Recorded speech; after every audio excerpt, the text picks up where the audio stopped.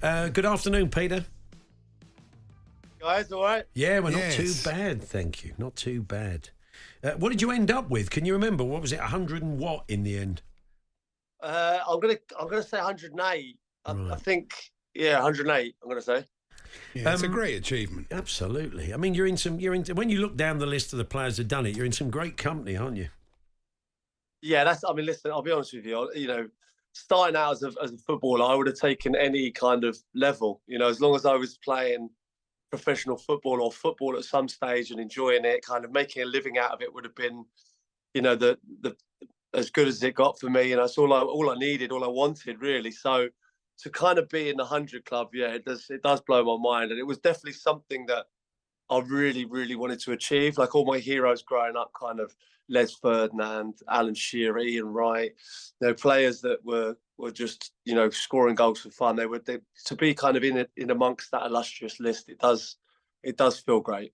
We were chatting to Benty about this the other day. I mean, he was making the point that it is a whole lot harder to score goals in the Premier League simply because of the quality of players you come up against. Yeah, I think so. Like I do. There is sort of part of this is tainted, obviously, just because it feels like, you know, there were so many great goal scorers that didn't play in the Premier League, you know, and that's never kind of lost on me. There's so many top players that didn't make it the Premier League. But listen, as soon as the Premier League started, it was obviously, you know, the best league in the world for me. And the defenders I mean, I genuinely found it easier to score goals in the Champions League and at international football than I did in the Premier League. And it does sound mad to say that, but I just felt like, you know, internationally and in Europe, I felt they always found it difficult to cope with me. Whereas in the Premier League, I think it was a little bit harder for me to score goals. So to kind of get in that list, it kind of meant more. The fact you ask, that's interesting. The fact probably that you ask different questions of defenders as a player because of the way you're built and your height and everything. Yeah, I always felt refs were a bit harsh on you, though, in those European games. Yeah, you did seem to get, you know, certainly, in the European games and in England games, you're always being pulled up for free kicks, weren't you? Yeah, there was loads of that. I remember, I think it might have been Graham Poll who mentioned it in the 2006 World Cup. The referees actually had a meeting about me and showed kind of like how I gain leverage with my arms and how much I'm kind of like. So they were basically told to look out for me in the World Cup, and there was definitely, listen, you know, there was parts that I was pulled up I had to kind of adapt my game because in Europe, certainly an international level, you know, I couldn't be maybe as kind of as I couldn't use my arms as much for leverage as I could in the Premier League. So it was strange that there were kind of meetings about me. I mean, he even admitted that to me. So yeah, I had to play a kind of different game, but I certainly found that the defenders in Europe and internationally, I definitely found it easier. You probably can do that in the Premier League now. The way the rules are, you've been picked up probably getting a few reds in there as well.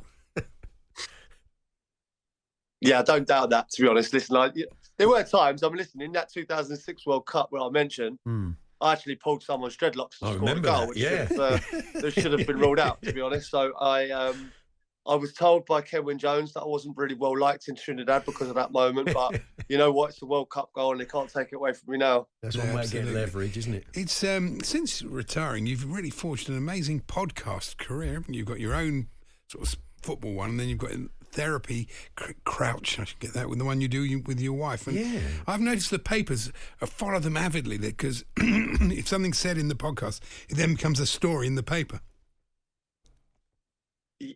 Yeah, I think certainly with that, with me and Ab, certainly, like I'll say things and I keep forgetting that we're not in our house and it's going out to a lot of people. And because we're just sitting on the couch and her brother's recording it, there are things that I probably would take back, but I think that's what makes it what it is. Yeah, that's why people listen. So questions we've been asking everybody. Can you remember the first Premier League goal? Yeah, first Premier League goal would have been, I remember it clear as day. It was Aston Villa, and we played Newcastle. Gareth Barry swung it in from the left, and it was a header. And I'll always remember because it was my first Premier League goal, and it was probably Alan Shearer scored. I think it was 1-1 that day. Alan Shearer was up the other end. He scored, and it must have been probably about his 200th.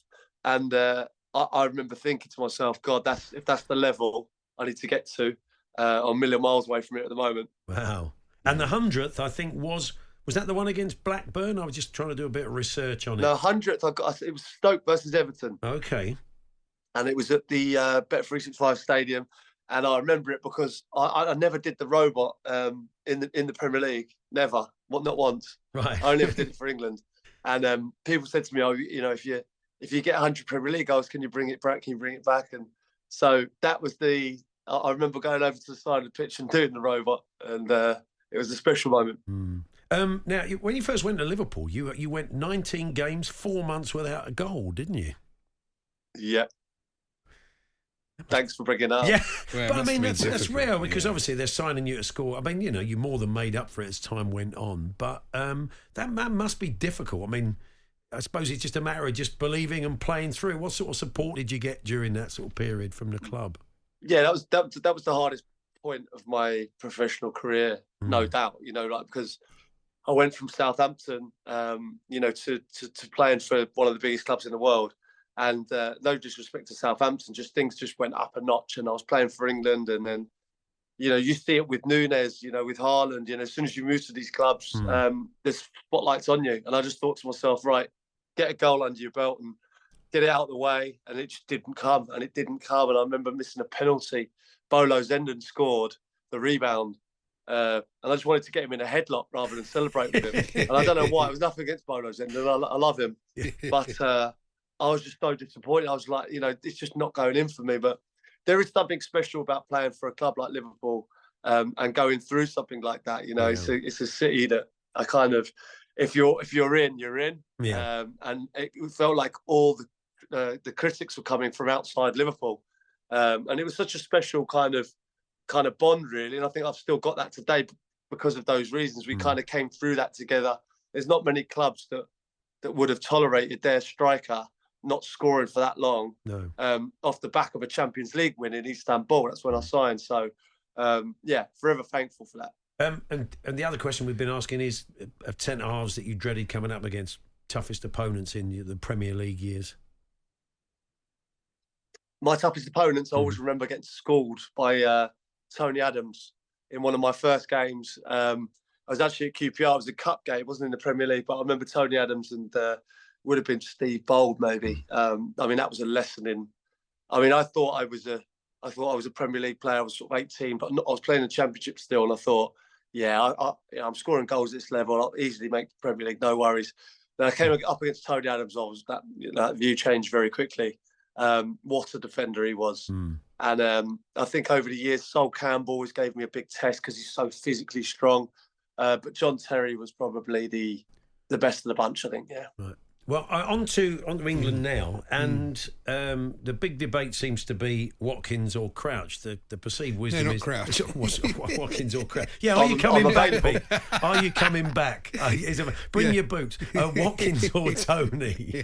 What's your take on it? The feeling is it's only going to be one of them going. My view doesn't just change because of one kind of international meetup. I think.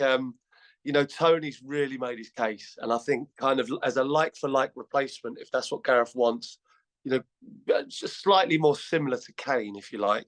But I just think Ollie Watkins gives you something different. And I know that Toney was fantastic, when he played the other night. Obviously gets his goal as well. But Watkins, for me, just offers you something different. And I think, that kind of pace late on, half an hour in, does scare teams. But having said that, penalties seems to have been our nemesis for however long we can remember. So, there's no one better than Ivan Toney at penalties at the moment. Yeah. I mean, he is a bit more like for Kane. I just think he links the play better. He brings people into it. He was I'm a massive fan. Making good runs last night, but you still feel Toney offers more, yeah? Watkins offers more. Watkins, yeah. I only think, I've watched him quite closely, and I think, whoever you take, if you can take both of them, that would be great, But I think as a like-for-like replacement, I think Toney offers you a lot. But if you have to take one, I would take Watkins personally. Getting forward last night, they did play some good stuff, didn't they? I mean, they were linking up pretty well. Kobbie Mainoo played very well. So, I mean, defensively, it was a bit of a nightmare, but we didn't have our first choice back four. But going forward, they played some nice stuff. Yeah, I mean that's kind of been where we are for a while, isn't it? I think, defensively, up against the very, very best, you do feel that we could come unstuck. But going forward, we're as good as anyone, if not the best. I think so much talent going forward, so many exciting players that we can't fit them all in. So yeah, I think obviously defensively, I still think we're sound enough, to have an opportunity to win it. But yeah, going forward, we're electric. On AM, on DAB, via the talkSPORT app, and on your smart speaker. talkSPORT.